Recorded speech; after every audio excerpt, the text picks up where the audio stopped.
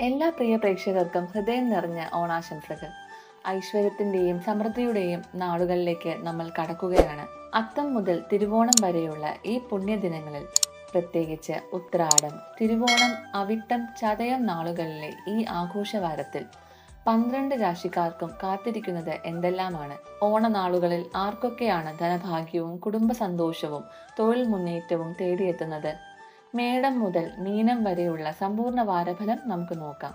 മേടരാശി. മേടക്കൂറുകാർക്ക് ഓണനാളുകളിൽ തൊഴിൽപരമായി മികച്ച പുരോഗതി ഉണ്ടാകും. പുതിയ ഉത്തരവാദിത്തങ്ങൾ ലഭിക്കും. ഉത്രാടം, തിരുവോണം ദിവസങ്ങളിൽ ബന്ധുസമാഗമവും വിഭവസമൃദ്ധമായ സദ്യയും ഒത്തുചേരലുകളും മനസ്സിന് സന്തോഷം തരും. ചിലവുകൾ അല്പം നിയന്ത്രിക്കുന്നത് നന്ന്.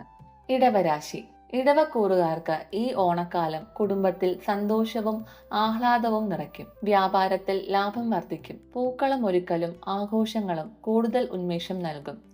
അനാവശ്യ വാഗ്വാദങ്ങളിൽ നിന്ന് വിട്ടുനിൽക്കുക. മിഥുനം രാശി. മിഥുനക്കൂറുകാർക്ക് പുതിയ തുടക്കങ്ങൾക്ക് വളരെ അനുകൂലമായ സമയമാണിത്.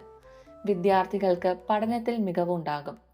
ഓണദിനങ്ങളിൽ സുഹൃത്തുക്കളുടെയും പ്രിയപ്പെട്ടവരുടെയും സാമീപ്യം വലിയ സന്തോഷം നൽകും. കർക്കിടക രാശി. കർക്കിടക കൂറുകാർക്ക് മനസ്സിന് ശാന്തിയും സമാധാനവും ലഭിക്കുന്ന ആഴ്ചയാണിത്. ജോലിസ്ഥലത്ത് അംഗീകാരം തേടിയെത്തും. തിരുവോണ നാളിൽ കുടുംബത്തോടൊപ്പം സന്തോഷകരമായ നിമിഷങ്ങൾ ചിലവഴിക്കാൻ സാധിക്കും. ചിങ്ങം രാശി. ചിങ്ങക്കൂറുകാർക്ക് സാമ്പത്തിക നേട്ടങ്ങൾക്ക് സാധ്യതയേറിയ വാരമാണിത്. സമൂഹത്തിൽ പ്രശസ്തിയും ആദരവും കൂടും. ഓണാഘോഷങ്ങൾക്ക് മുൻകൈ എടുത്ത് പ്രവർത്തിക്കും. വിചാരിച്ച കാര്യങ്ങൾ ഭംഗിയായി നടക്കും. കന്നിരാശി. കന്നിക്കൂറുകാർക്ക് മുടങ്ങിക്കിടന്ന പല കാര്യങ്ങളും പൂർത്തീകരിക്കാൻ സാധിക്കും. ദൂരദേശങ്ങളിലുള്ള കുടുംബാംഗങ്ങളെ ഓണനാളുകളിൽ നേരിൽ കാണാൻ അവസരമുണ്ടാകും. ആരോഗ്യത്തിൽ കൂടുതൽ ശ്രദ്ധ പുലർത്തുക. തുലാം രാശി. തുലാക്കൂറുകാർക്ക് ബിസിനസ്സിലും തൊഴിലിലും അപ്രതീക്ഷിത ലാഭം കാണുന്നു. ഓണക്കോടിയും സമ്മാനങ്ങളും ലഭിക്കാൻ ഇടയുണ്ട്. പ്രിയപ്പെട്ടവരോടൊപ്പമുള്ള യാത്രകൾ മനസ്സിന് കുളിർമയേകും. വൃശ്ചിക രാശി. വൃശ്ചികക്കൂറുകാർക്ക് തൊഴിൽ രംഗത്ത് പുതിയ അവസരങ്ങൾ തേടിയെത്തും. പുതിയ സൗഹൃദങ്ങൾ ഉപകാരപ്പെടും. തിരുവോണം, അവിട്ടം നാളുകളിൽ കുടുംബത്തിൽ ഐക്യവും സമാധാനവും നിറഞ്ഞു നിൽക്കും. ധനുരാശി. ധനുക്കൂറുകാർക്ക് ആത്മീയ കാര്യങ്ങളിലും ആഘോഷങ്ങളിലും മനസ്സിന് താല്പര്യം കൂടും. ക്ഷേത്ര ദർശനത്തിന് അവസരമുണ്ടാകും.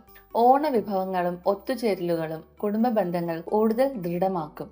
മകരരാശി. മകരക്കൂറുകാർക്ക് സാമ്പത്തികമായി വളരെ മികച്ച സമയമാണിത്. കിട്ടാനുള്ള പഴയ കുടിശ്ശികകൾ തിരികെ ലഭിക്കും.